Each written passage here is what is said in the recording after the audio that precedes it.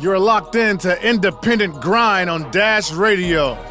Tune in Monday, Wednesday, and Friday, 12 p.m. Eastern for the latest hip-hop news, music, and interviews. Independent Grind only on Dash Radio, baby. Tech 9!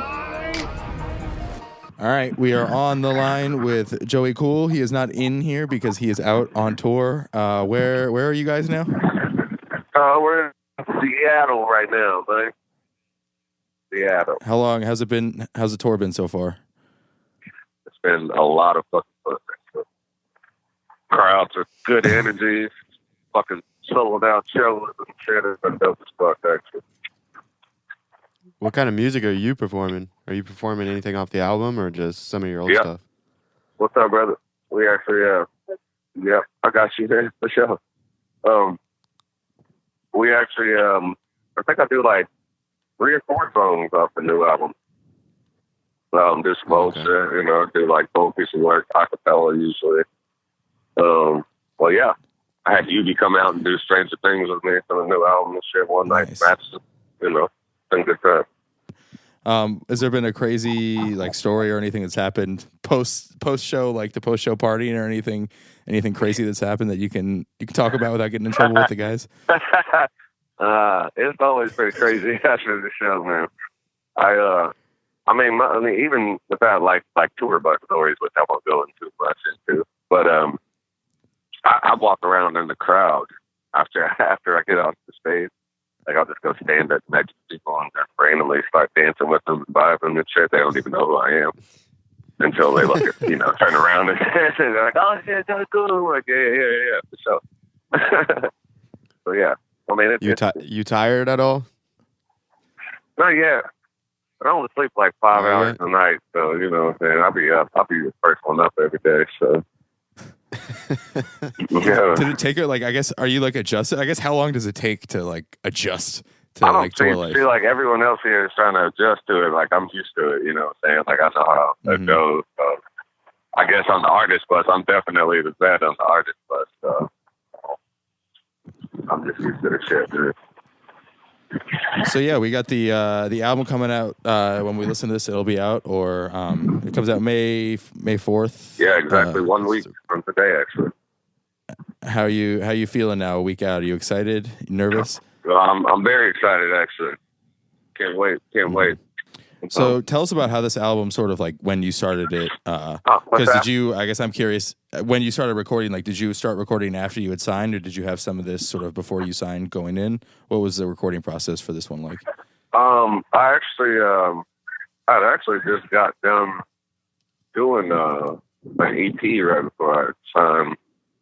So I really wasn't recording anything, but I kept collecting production, so Big Dave Wonder called me and asked what I had, and I was like, "Oh man, I don't have writer's block at all right now, so I can tell anything now." So it kind of just started organically that way. When you signed, did they give you a date, like, "Hey, you're gonna drop this album," or was that kind of on you? No, they didn't. I actually found out my release date the day I found out about this tour. I sat down with Travis for like an hour and a half. He told me everyone's release date or tentative release date or whatever. So, I found that out right the day, same day I found out I was going on tour. So.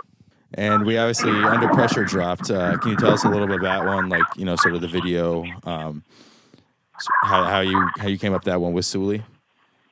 That was actually one of the last songs, probably one of the last 2 or 3 songs I recorded and wrote, because Sully had just came up with that beat for me, and I ended up going to Boulevard 816 store in Kansas City, and he was working and he played it for me and shit. He was like, "Bro, I gotta let you hear this." So I was like, "Oh yeah, I gotta have that." So I just kind of happened real quick. Turned out good. I think the music video for it was like one of the best music videos we've released in a long time. Was that kind of like, were you a part of that, or did the video guys just kind of like say, "This is what we're doing"? I mean, actually, Sean Tyler had a lot to do with that kind of the look. We wanted to go with the same feel from the album cover, obviously. A lot of that shit was shot at like 18th and Vine, that jazz district and shit. And those are all Sean Tyler's connects out there. So I think that kind of, it was like a team effort. Everybody, I wanted to keep it swanky. They wanted to do the film shit. Sean Tyler had the locations. I dig the whole like sort of jazz vibe of it, and I feel like sort of your whole like even from the cover and everything sort of has that like that Casey sort of jazz vibe to it. Were you big on jazz? Like, are you still, I guess, growing up and stuff, and are you still listening to a lot of jazz? Yeah. That's like all I fucking listen to, honestly. Bunch of Rat Pack shit. Everybody knows me, Frank Sinatra and Dean Martin, Sammy Davis. My grandpa, obviously, he's on the album too. He's been singing for like 60 years. He was like an old R&B crooner, lounge type singer and shit. So. How is that when you bring a track to him and you're like, I need you on this? Oh man, we've been trying to do that shit forever. I'm just glad it finally happened, But I mean, I guess it's perfect timing. My first album was Strange and all that. So, yeah. Was he the one who sort of got you into music? Yeah. Well, actually, that's my mom's side of the family. Like him, my great grandfather, my uncle, my auntie, all them. They've all been in music, so it kind of was. I guess it's kind of in my DNA a little bit. Yeah. How'd you make the transition from sort of like, the Frank Sinatra jazz stuff to more hip hop? I mean, I've always loved that rap hip hop shit, you know what I'm saying? Well, I mean, that's just how I grew up, what I grew up on. So I always wanted to make music. I mean, I can sing and shit, but I don't try to do too much of it, obviously. But, I don't know, really. I don't know what the transition was, really. It kind of just, because when I started out making music, I was singing a lot more, trying to do more mainstream type shit or whatever. But that kind of went more to the hip hop side. I used to be into the Neptunes around Chattanooga, like really heavy. So, Mm-hmm. I really wanted to make music like that when I started, and I did. But, I don't know, kind of took a form of its own. When did you start getting into music, like, seriously, and, like, really, like, putting your all into the craft, as opposed to just sort of, like, messing around? I would say probably probably my senior year of, like, high school was when I really was like, this is what I want to do. I was playing basketball for the longest, and I remember having a conversation with my basketball coach, after the season was over and shit, and we were trying to figure out, what offers I had and shit to go play. And I was just like, no, I'm good, man. I think I'm just go ahead and do this music thing. So I was probably like 18, figured that out. Between you and Stevie, we got some ballers on Strange. We should start a team or something. Well, hello, this is graphic. Yeah, man. You don't have to have a basketball game or something. When did you start linking up with, like, obviously, like, Sescu's on the album, JL is, like, all over it. When did you start linking up with those guys? That's just a Kansas City shit, man. Like, and the scene out there is so, you know what I'm saying? It's easy to, everyone knows what shows to go to and shit, you know what I'm saying, in Kansas City. So, like, that was just kind of an organic thing. Like I said, like, when I met JL, that was just off the, we met each other, we were doing a show. We didn't even know each other. Like, next day or two, we was in the studio, so. Mm-hmm. Same with Gotti, Yubi, everything. Yeah. Seeing them, like, get signed, obviously Sess got signed first, and then sort of was JL's turn. Yeah. Was that a goal of yours? Like, was Strange sort of always the goal? Yeah, man. I mean, I always wanted to be with the whole team and shit, you know what I'm saying? And Tech has been fucking with me. I mean, he's been talking about it for a while, so obviously everybody knows check once he gets it for the most part. So, you know. When did those talks like first start happening, or when did he sort of be like, "Hey, like I want you on Strange"? I think like when it was serious, it was after. It was a show we did at the Midland, I think. I think it was right. I don't remember when, but it was a show we did at the Midland, and I remember Ted called and was like, "Yeah, this shit is going down." JL was telling me because he was talking to him too, and was like, "Yeah, Travis is trying to move him this quickly," and then like Dave Warner called me like the next day. Yeah, it happened pretty quickly after that shit. So. But I mean, I guess technically, me and him have been talking about it for a couple of years now. I mean, you know. Before getting signed, were you making enough money off music to live off of it, or were you like working and shit? Yeah, I did. I've been just making music as a means of, you know, living and shit for 3 or 4 years now, something like that. Whatever traffic you want to do, whatever you and traffic Yeah. I have had to have. But the job I had before that, I was there for like 4.5 years. So like moved all the way up and shit, and senior management type shit. And I was like, hold on, what the fuck am I doing down here? Go ahead and be a rapper now. Yeah, it was actually my boss who told me that too. He was like, if you don't do it, everyone knows that you don't, because everyone knew I rapped. They would all go to the shows and shit. People I worked with. They were like, yeah, if you don't do it now, you're just never going to do it. You know, that's it. I was like, fuck it, let's go. And that dude was only 2 years older than me. So, and he's the owner of a multi-million-dollar company. So, I was like, yeah. You ever get into any slumps where you're like, all right, this shit isn't going to work out. Like, I'm going to just focus on my job or anything like that? Oh, yeah, man. I did that shit a few times.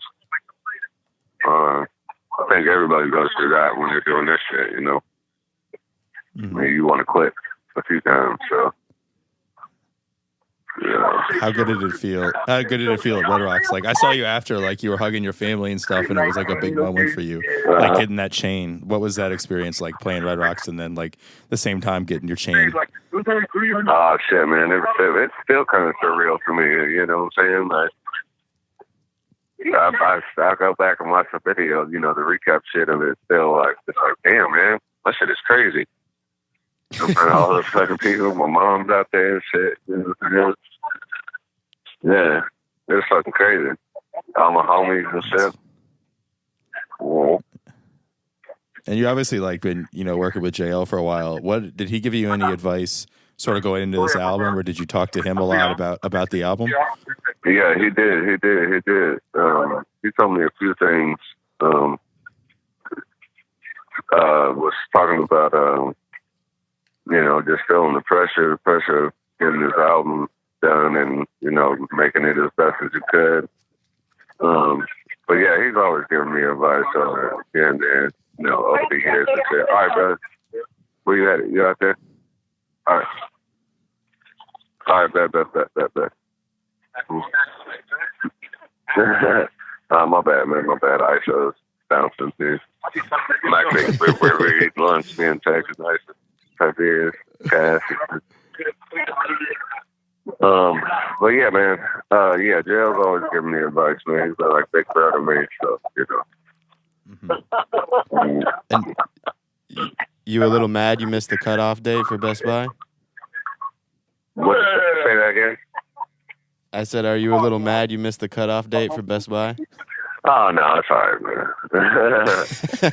I don't really even know who goes to Best Buy anymore. TVs or anything. You know.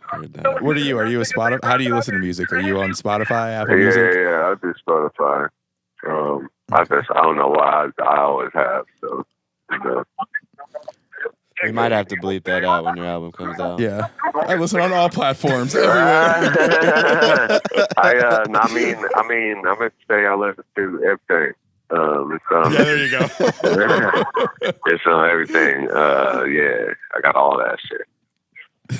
Totally unrelated, but now we're just talking about like how you listen to music. How do y'all like decide who's picking the music for like the tour bus and shit? Like, is everyone just trying to play music all the time, or do you guys just like do the headphone thing? A lot of luck is all of us use headphones and shit. But like after show like tour bus parties and shit, we got like a playlist. You know what I'm saying? Just ratchet turn up. You know what I'm saying? So, again, I won't go into details about such things, but Can you name a few tour bus hits? What are you guys really cranking to over there? Well, since we can't perform it anymore, Areola, definitely. Okay. Let's see. What did we play last night? Oh, yeah. Genuine Pony gets thrown around a lot. Classic. I can hear you guys just listen to like a bunch of 3-6 Mafia or something. Yeah. Ratchet shit, little Migos here and there. That's dope. I always say that if the woman I marry won't let me play Pony at my wedding, then she's not the one I'm going to marry.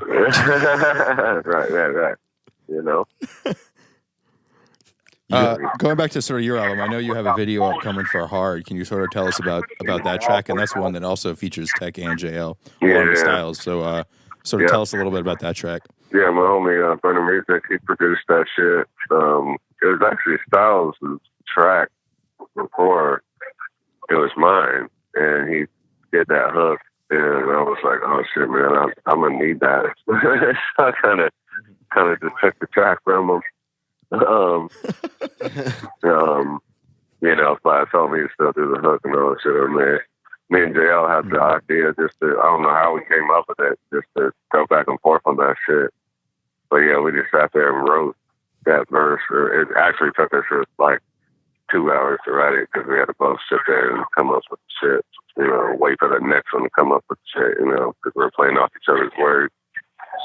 And originally I was going to get Chris on that too and have him do the same thing that Tech did, where I did the first 4 and then he finished the last 12, but he was on tour, so he didn't get it in time. Mm-hmm. So yeah, man. Tell us about the name of the album. Was that your idea, or is that kind of like a label thing? I mean, we came up with a few things, but it wasn't.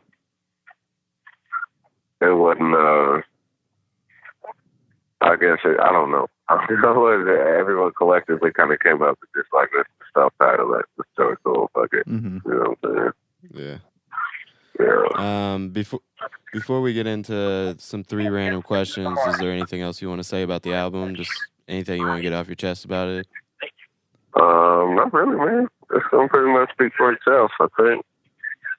Just hope some people learn something, people learn something about it from listening to that shit, that's all.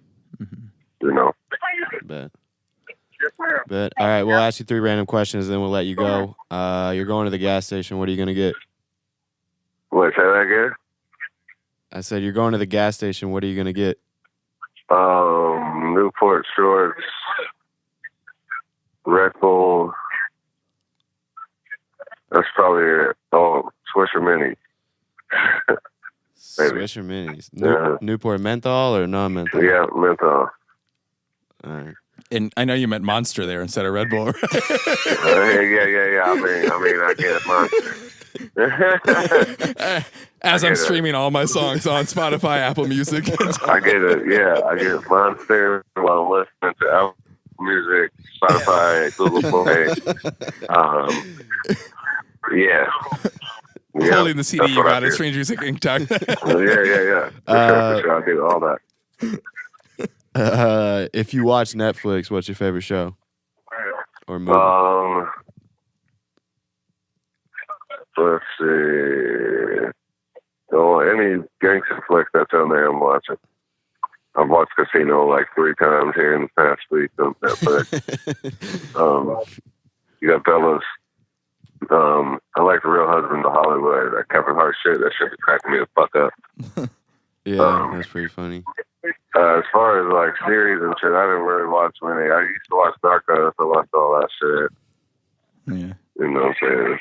But yeah, I like gangster shit, drug cartel shit, mafia shit. Cool.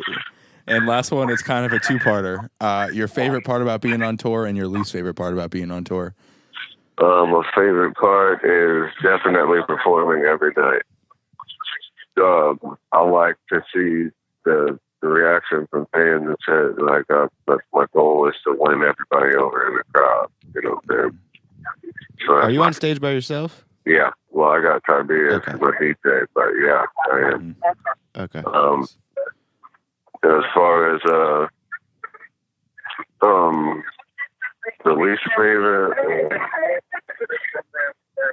I mean, it is. I mean, it can make you tired. It's strenuous, you know. Yeah. I guess my least favorite part is just not having enough time in the day. You know, it gets very robotic with everything we're doing every single day. You know what I'm saying? Yeah. Everyone wakes up around the same time. You just really don't have time to do much. You got meet and greet, then you got like a little window, then you got shows. You know what I'm saying? So until really the end of the night, that's the only time we get to chill, and let loose. You know. Mm-hmm. Wake up and do shit all over again. This is the genius, Chris Calico. Cali, baby. Letting you know you're tuned into Tech Nine's Independent Grind on Dash Radio. Ah!